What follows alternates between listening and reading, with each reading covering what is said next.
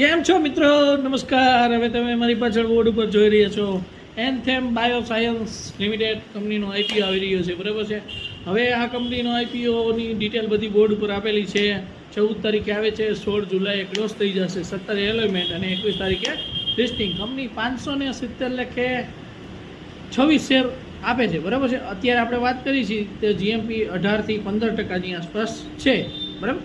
બાકી investment subject to market risk. ચાલો હવે તો આપણે કંપનીની વાત કરીએ તો કે કંપની કામ શું કરે છે. તો કે કંપની છે 2006માં ફાઉન્ડ થઈ હતી, બરાબર.